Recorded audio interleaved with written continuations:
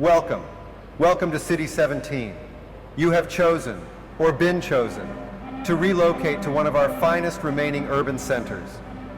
I thought so much of City 17 that I elected to establish my administration here, in the Citadel, so thoughtfully provided by our benefactors. I am proud to call City 17 my home.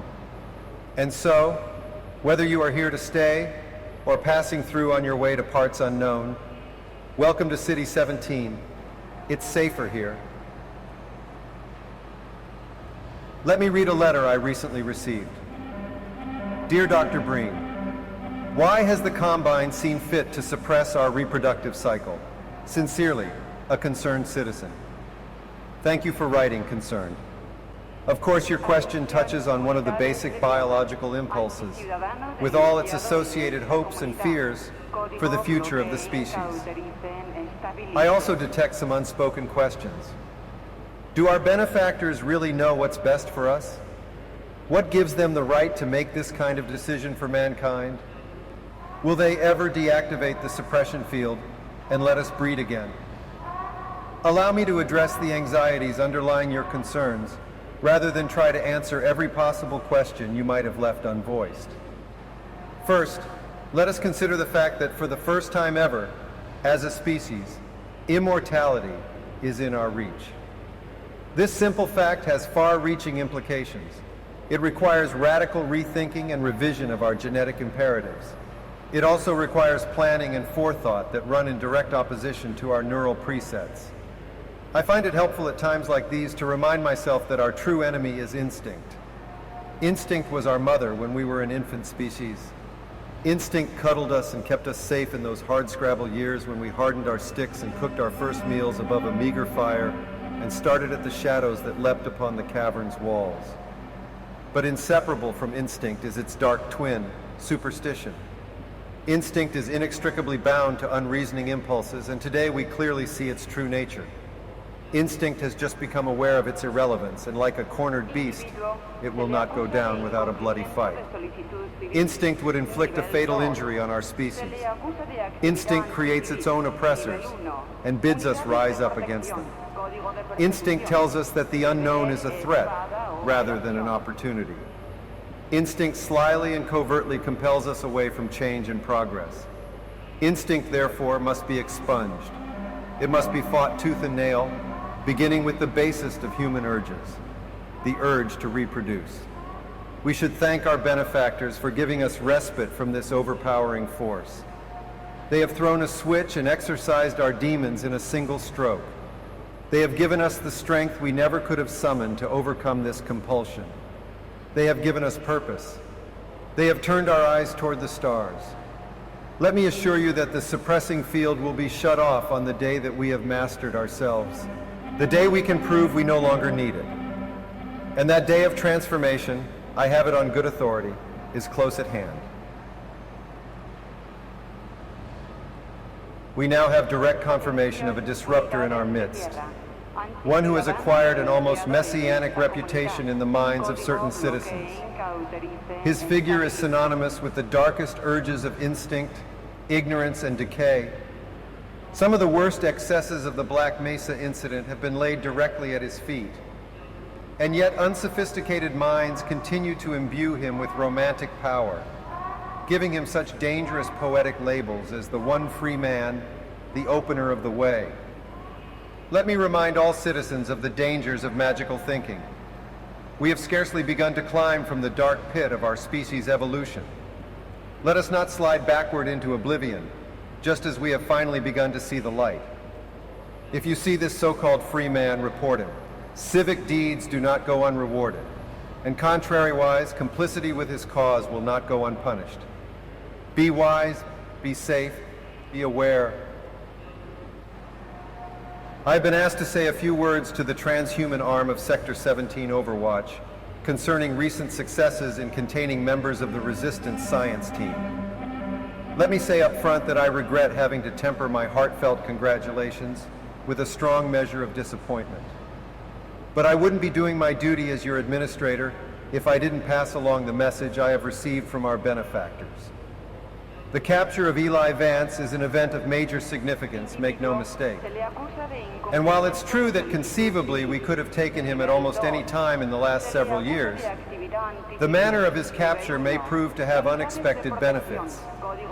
It cannot have gone unnoticed by all resistance members that Dr. Vance's capture coincided with the act of giving shelter to Gordon Freeman. This might cause other resistance members to think twice before harboring Dr. Freeman. It might cause them to question his allegiance, even prompt some to turn him out, or turn him over to our cause. However, we cannot count on such developments. Dr. Freeman's reputation is such that other desperate renegades are likely to grant him a great deal of license in the spirit of spreading general chaos and terror. This brings me to the one note of disappointment I must echo from our benefactors. Obviously, I am not on the ground to closely command or second-guess the dedicated forces of the Overwatch. But this does not mean I can shirk responsibility for recent lapses and even outright failures on their part. I have been severely questioned about these shortcomings and now must put the question to you. How could one man have slipped through your force's fingers time and time again? How is it possible?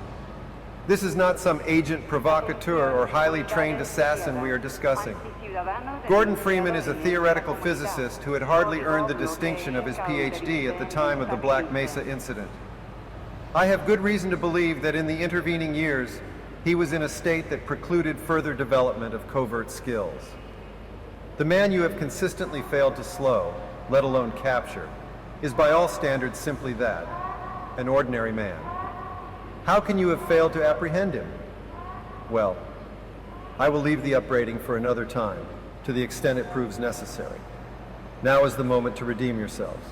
If the transhuman forces are to prove themselves an indispensable augmentation to the Combine Overwatch, they will have to earn the privilege. I'm sure I don't have to remind you that the alternative, if you can call it that, is total extinction, in union with all the other unworthy branches of the species. Let's not allow it to come to that. I have done my best to convince our benefactors that you are the finest the species has to offer. So far, they have accepted my argument, but without concrete evidence to back it up, my words sound increasingly hollow even to me. The burden of proof is on you, as is the consequence of failure. I'll just leave it at that. It has come to my attention that some have lately called me a collaborator, as if such a term were shameful. I ask you, what greater endeavor exists than that of collaboration?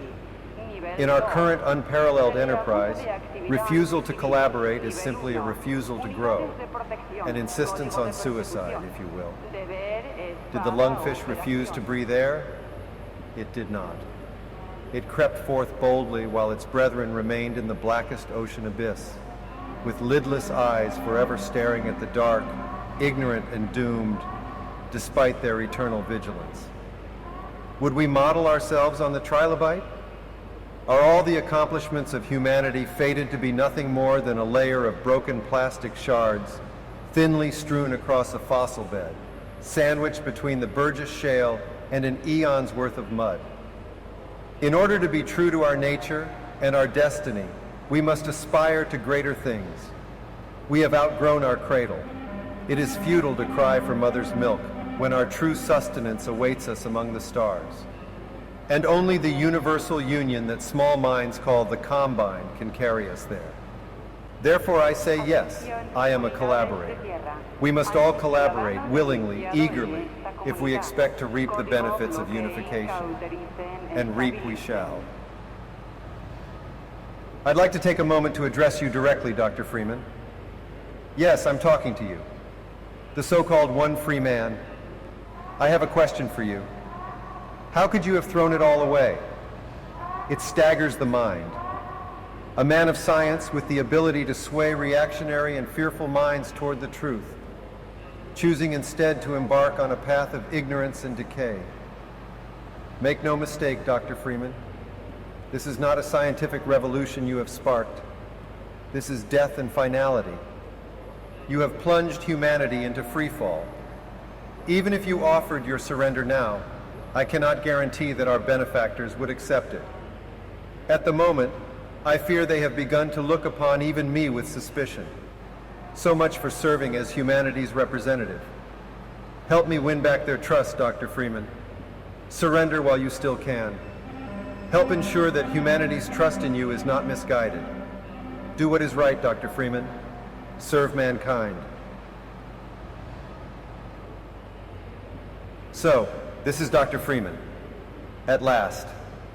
I wish I could say this was a pleasant surprise, but it's neither a surprise nor, as you will surely agree, very pleasant. Well, I am nothing if not pragmatic.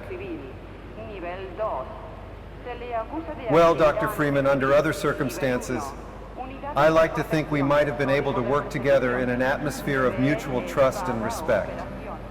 Certainly, judging from your brief tenure at Black Mesa, while I was its administrator, you showed every promise of becoming a valuable and productive contributor to the scientific process.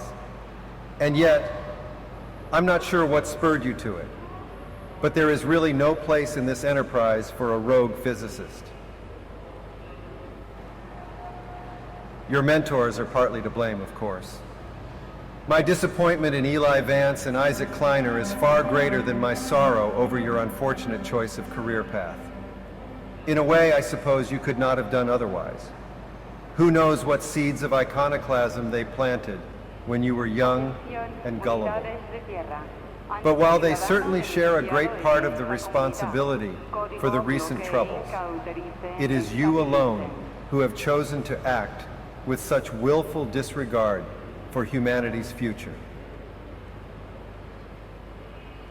Tell me, Dr. Freeman, if you can, you have destroyed so much.